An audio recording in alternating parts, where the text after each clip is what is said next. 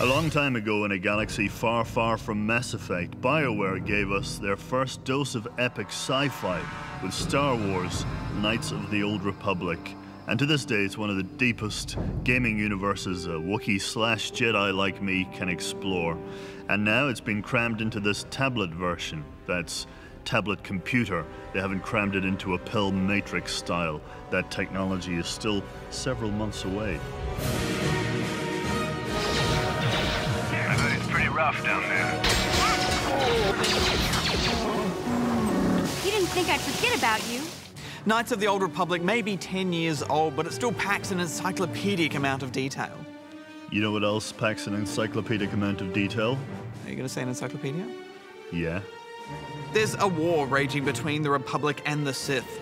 And not only do you get to choose which side of the war you wish to fight on, but you can control every detail, down to which hand your character holds his blaster in. You can manipulate all sorts of stats to engineer the perfect warrior, but the beauty of this game is that your actions speak louder than your stat buffs. I'm free to go? You're not gonna kill me? When you opt to protect the innocent, you'll gain light side points and set yourself on the path to a hero of the Republic. Or you could just be like Darth Dave and go around being a massive jerk.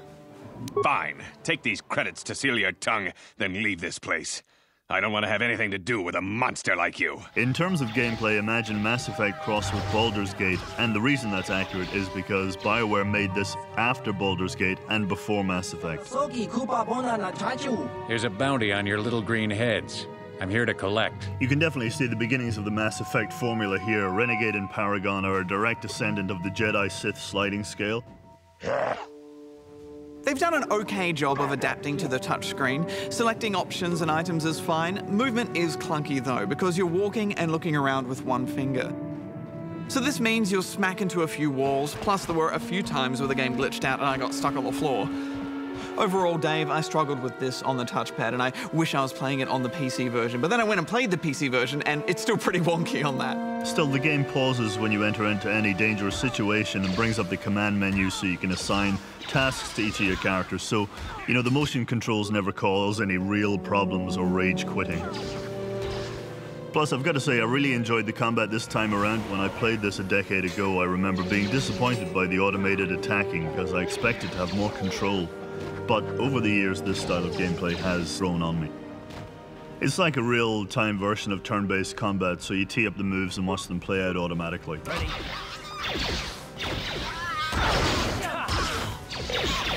I didn't think the AI held up too well, Dave. Take this lady, for example, who refused to let me in because Sith soldiers aren't allowed. The hidden backs don't care much for you, sap. So then I just changed right in front of her. You don't look like you're with the Vulkars or the Sith.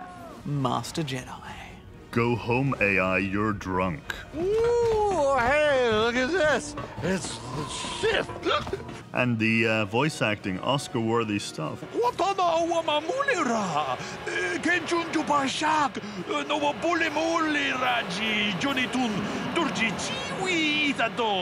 Yes, it's not all bad, the voice acting, and the sounds are incredible. They're all classic Star Wars-y sounding things. But yes, the stuff that is bad is pretty bad. Yeah. And I can only imagine that the same guy popping up over and over again is an intentional nod to the upcoming Clone Wars. I knew you boys would see reason. I'd guess you've experienced many lonely evenings. I've got 50 credits on me. I can't be seen talking with a common rabble. Go away, same guy. You don't have to kill me. I also like it when the NPCs comment on your appearance. Where did you get those clothes? A trash compactor in the lower city? Oh, burn. I thought trolls belonged in Lord of the Rings, not Star Wars. And also in the cantina, there's a lot of galaxial racial profiling, like all the guys in charge of gambling and contract killing are all Hutts, which I feel is racist. Would it be called racism? Speciesism? Speciesism? Yeah, speciesism. Some of the old school design doesn't quite hold up, especially the puzzles, and that's fairly common for re-releases. It wasn't long before I started missing more modern game design hints and tips. You see, I actually liked wandering around aimlessly with no idea what I was supposed to be doing. Oh, Badger, it's been years since I've done that. It actually felt refreshingly nostalgic. Games are a bit dumbed down nowadays with big flashing lights over the objectives and arrows leading you there in the first place. You know, back in my day, kids, we employed this thing called Wiles, and Wiles was basically downloading a playthrough from the internet. Although with a 56k modem, it took just as long to do that as it did to figure the puzzle out. Those were the days. Just turn around and go back the way you came. I think it begs the question, who is this game really for? I don't think this tablet version is for newcomers because it is quite confusing and wonky to control, so it's really for people who want to replay it, who have played the previous one. I'm going to play devil's advocate and say this incredible game is 6 out of 10 on the tablet. Yeah, look, honestly, I think the gameplay is amazing if you think of it as an interactive book. However, I love the nostalgia and I love the opportunity to channel my Dark Jedi, so I'm giving this 8 Force Chokes. Now, clothes are very important to the identity of video game characters because without them, you'd be able to see their genitals. Here to go into more detail is Goose. By the way, I can't believe we made it through that entire review without using the phrase fan service. That's remarkable, isn't it? By the way, I'm sorry it's so hot in here today, but the air conditioner's broken and we need to get it fan serviced.